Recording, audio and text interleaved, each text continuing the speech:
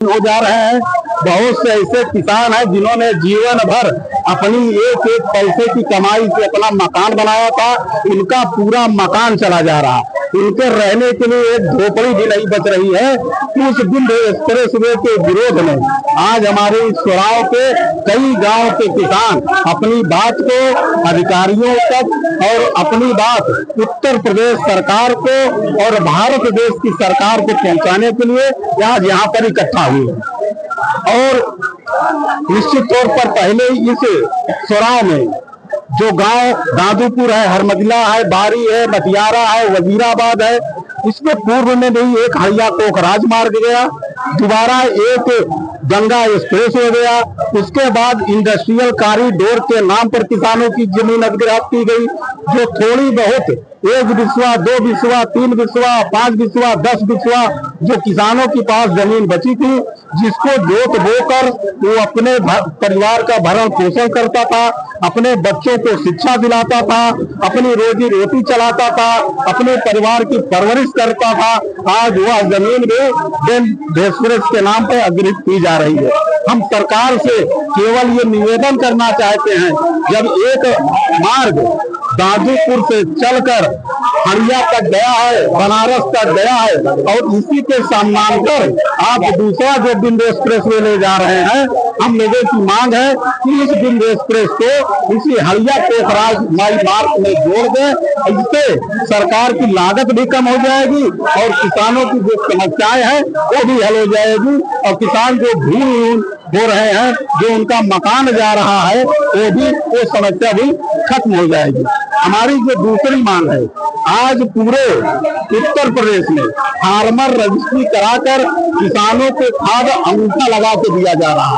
हमारे इस प्रदेश में, हमारे इस तहसील में, हमारे इन गांव में बहुत से ऐसे किसान हैं जो किसी का खेत बटाई पर लेकर बोते हैं, किसी का खेत अधिया लेकर बोते हैं। बहुत से ऐसे व्यक्ति हैं जो नौकरी करते हैं, वो बाहर नौकरी करते हैं, उनका खेत यहाँ पर जो छोटे मोटे किसान हैं जिनके पास जमीन नहीं है, उनको लेकर जोतने बोने का काम करते हैं, लेकिन उनको खाद नहीं मिल पा रही है। तो हम सरकार से यही निवेदन करेंगे कि ऐसे किसानों के पास जिनके पास फार्मर रजिस्ट्री नहीं है, अपना खेत नहीं है, लेकिन वह दूसरे के खेत को बटाई पर लेकर जोतने का काम करते हैं, बोने का काम करते हैं, उनको भी पर्याप्त मात्रा में खाद उपलब्ध कराई जाए। इन सब मांगों को लेकर आज इस चौराहों पे कई गाँव के किसान माननीय SDM महोदया को अपना एक ज्ञापन माननीय जिला अधिकारी तक पहुंचाने के लिए और भारत सरकार तक पहुंचाने के लिए, उत्तर प्रदेश सरकार तक पहुंचाने के लिए यहाँ पर इकट्ठा हुए हैं। और जब तक हम लोगों की बात नहीं सुनी जाएगी और इस बिंदु एक्सप्रेसवे का अलाइनमेंट नहीं बदला जाएगा, इस क्षेत्र के सारे किसान आंदोलन करते रहेंगे और अंतिम दम तक करते रहेंगे, जब तक इसको सरकार चेंज नहीं करती। हमारा नाम संजय पटेल, पूर्व प्रधान संघ अध्यक्ष चौराहा, जनपद प्रयागराज। क्या मांग है? जी, सबसे पहले मैं आपको कहने के लिए बहुत धन्यवाद देता हूँ, आभार व्यक्त करता हूँ कि आपने किसानों को प्लेटफॉर्म दिया है अपनी बात को सरकार तक पहुँचाने के लिए।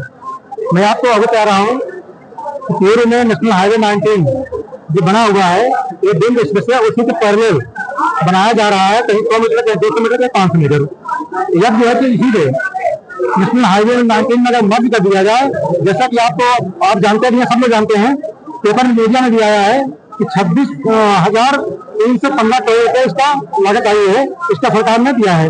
अगर इसको नेशनल हाईवे 19 में मर्ज कर दिया जाए तो मैं आपके माध्यम सरकार को बताना चाहता हूँ कि कम से कम 5,000 करोड़ का सरकार का बच जाएगा।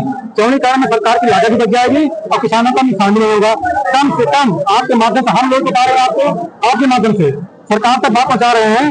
सरकार के सही शिक्षित तो हम लोग हैं, इनके IAS अधिकारी नहीं है। IAS अधिकारी जो बेड बनाया है वही बना दिया है। अगर हम लोग चिंता की हमारी बात हम लोग सरकार मान ले कि 26,315 करोड़ रुपए लागत आ रही है, तो निश्चित रूप से 18 से 19,000 करोड़ रुपए में आ रही है। क्योंकि जब नेशनल हाईवे को आप चौड़ीकरण करेंगे तो बहुत कम से कम लागत में 5 से 8,000 करोड़ रुपए सरकार का बचेगा। किसको लेकर के मांग रहे हैं? हमारी मांग ये है कि बिंदु एक्सप्रेसवे को जिला दादू से लेकर के हड़िया तक किसी की चौड़ी करके आगे विस्तार कर दिया जाए। क्या करते थे? आशीष पटेल, मैं भूमि प्रबंधक समिति का भूमि संघर्ष समिति में अध्यक्ष हूँ। देखिए, किसानों के साथ बहुत बड़ा अन्याय हो रहा है। किशोराव की जो जमीन है बहुत ही बिगाऊ जमीन मानी जाती है और इसे कश्मीर का टुकड़ा कहा जाता है।